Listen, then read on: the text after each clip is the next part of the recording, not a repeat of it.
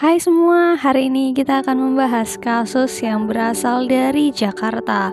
2 November 2013, seorang pencari rumput bernama Anin menemukan sebuah koper berwarna coklat.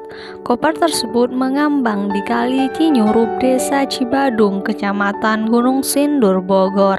Karena penasaran, Anin berusaha mengambil koper itu dan membukanya. Bagaimana ceritanya? Tonton sampai habis ya. Dewi Heni Manopo, perempuan kelahiran Desember 1936. Pada tahun 2013, usianya sekitar 73 tahun.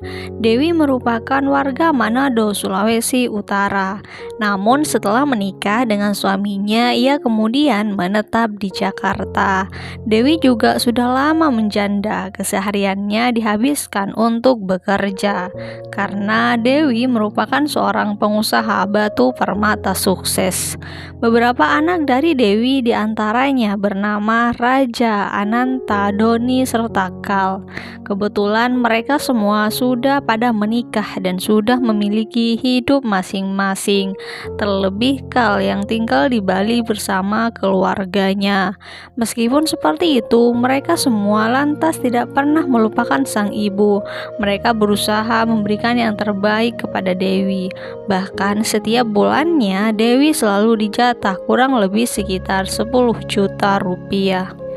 Pada saat itu, karena sendirian, Dewi memilih tinggal di sebuah kos mewah di Jalan MPR Raya nomor 20 Cilandak, Jakarta Selatan.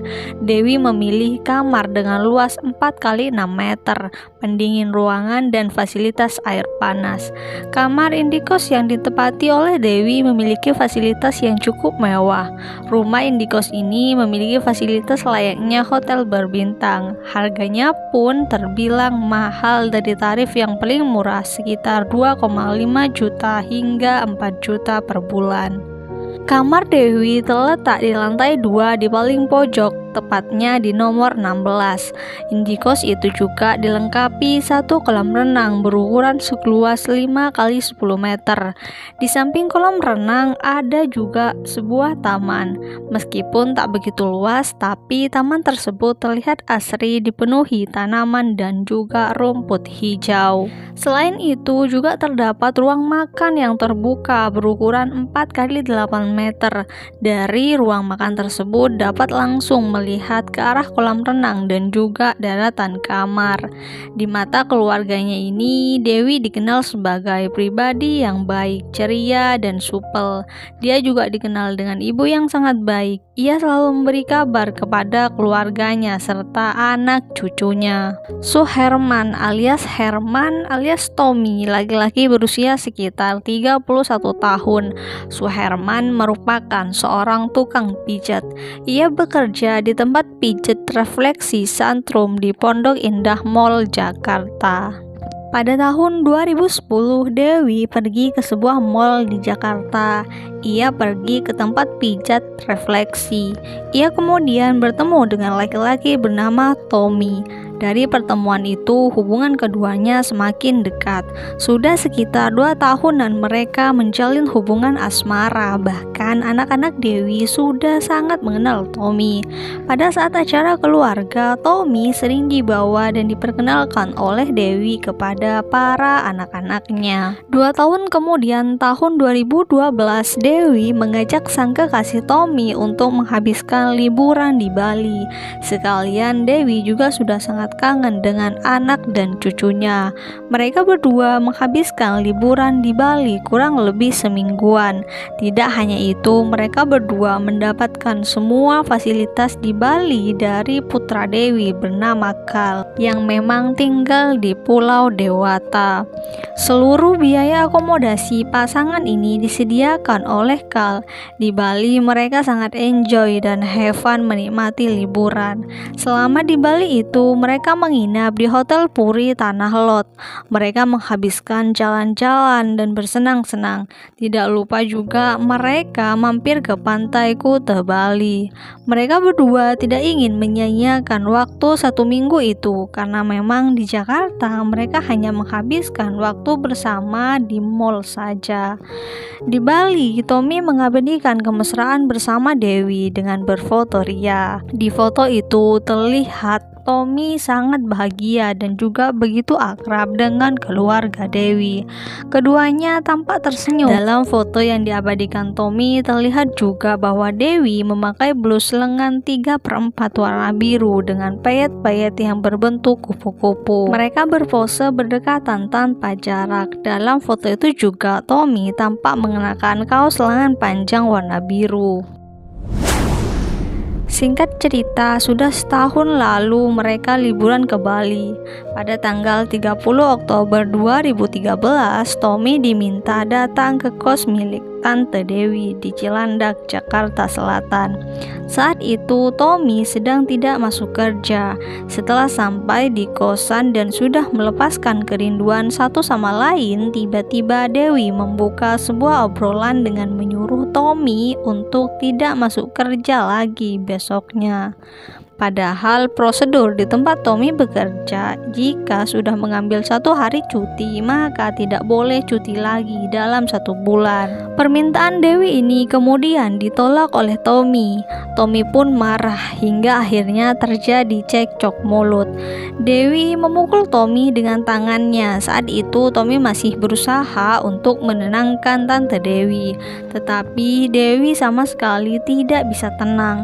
Percekcokan pun terus berlanjut hingga puncaknya Dewi mengancam Tommy akan melaporkannya ke polisi atas pelecehan. Mendengar ucapan itu, Tommy emosi. Ia langsung memukul Dewi menggunakan botol minyak tawon yang digunakannya untuk mengurut. Setelah itu, ia mengambil pisau yang digunakan untuk memotong buah dan langsung ia tusukkan ke tubuh Dewi. Melihat Dewi sudah tak bergerak, Tommy kemudian menyeret tubuhnya ke kamar mandi. Di kamar mandi itu, ia membersihkan tubuh dari ceceran yang berwarna merah. Setelah menghabiskan Dewi, kemudian Tommy berdiam sejenak dan berusaha menenangkan diri. Dalam kekalutan, Tommy berusaha memikirkan bagaimana cara untuk menghilangkan jejak. Tanpa pikir panjang, ia lalu mengambil koper yang berada di atas lemari dan langsung memasukkan Dewi ke dalam koper tersebut dan berniat untuk membuangnya. Setelah dipikir-pikir, Tommy merasa dia tidak mungkin mengangkat koper sendirian karena koper itu terlalu berat. Sekitar jam 10 malam, Tommy kemudian menelpon temannya yang bernama Suwanda yang usianya pada saat itu sekitar 30 tahun. Tommy meminta Suwanda untuk membantunya. Saat itu ia sempat menolak permintaan Tommy. Suwanda mengatakan ia tidak ingin terseret nantinya karena ia punya istri serta anak. Namun Tommy terus meyakinkan Suwanda bahwa dirinya tidak akan disangkut pautkan jika nantinya tertangkap oleh polisi. Tommy terus mendesak Suwanda. Dengan berat hati, Suwanda pun menurutinya. Selain karena diupahi sebesar 1,2 juta rupiah, Suwanda mau membantu Tommy karena ia juga merasa berhutang budi pada Tommy. Tommy lah yang memasukkan Suwanda kerja di Pijat Setrum di Pondok Indah Mall, Jakarta. Selanjutnya, Suwanda segera menuju ke kos tempat Tommy berada. Setelah sampai di kos milik Dewi itu, Suwanda melihat Dewi sudah dengan posisi duduk dengan kaki selonjoran. Ia hanya melihat dari paha sampai ke kaki. Dari bagian paha ke atas ditutupi kain handuk. Suwanda kemudian membantu Tommy memasukkan Dewi ke dalam koper. Memang sebelumnya Tommy sudah memasukkan Dewi ke dalam koper, namun posisinya belum tepat. Setelah itu mereka berdua mengangkat koper berisi mayat Dewi ke dalam mobil Toyota Avanza. Lalu mereka membuang Dewi ke Sungai Cinyurup, Gunung Sindur, Kabupaten Bogor. Setelah melakukan aksinya itu, Suherman alias Tommy mengambil barang-barang milik Dewi termasuk sejumlah perhiasan berlian dan juga batu permata. Ia kemudian menjual perhiasan tersebut. Cincin berlian milik Dewi dijual seharga 25 juta rupiah. Uang hasil penjualan cincin itu kemudian digunakan Tommy untuk operasional dalam aksi kejahatannya. Tidak hanya itu saja, ia juga menggasak habis ATM milik Dewi. Di sisi lain, agar keluarga Dewi tak curiga, Tommy kemudian mengambil dan menghidupkan ponsel milik Dewi.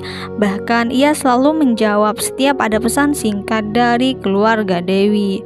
Awalnya, keluarga Dewi memang tidak mencurigai pesan singkat yang dibalas Tommy itu. Namun keluarga pun mulai curiga saat Dewi ditelepon tetapi tidak pernah diangkat. Dewi juga tidak seperti biasanya, ia sering membalas SMS dengan singkat. Biasanya ia membalas SMS dengan sangat panjang. Merasa ada kejanggalan ini, pada tanggal 5 November 2013, Ferry Tumewah, salah satu anak Dewi, melaporkan sang ibu Dewi Heni Manopo sebagai orang hilang ke Polda Metro Jaya. Polisi kemudian menindaklanjuti laporan tersebut. Tim Polda Metro Jaya kemudian melakukan penyelidikan. Hasil dari penyelidikan menyatakan bahwa Dewi terakhir kalinya bersama sang pacar Tommy. Dari sinilah mengerucut bahwa dugaan besar tersangkanya adalah Tommy. Sebelumnya, pada tanggal 2 November 2013, Polres Bogor menerima laporan dari seorang pencari rumput bernama Anin yang menemukan sebuah koper berwarna coklat. Koper tersebut mengambang di Kali Cinyurup, Desa Cibadung, Kecamatan Gunung Sindur, Bogor.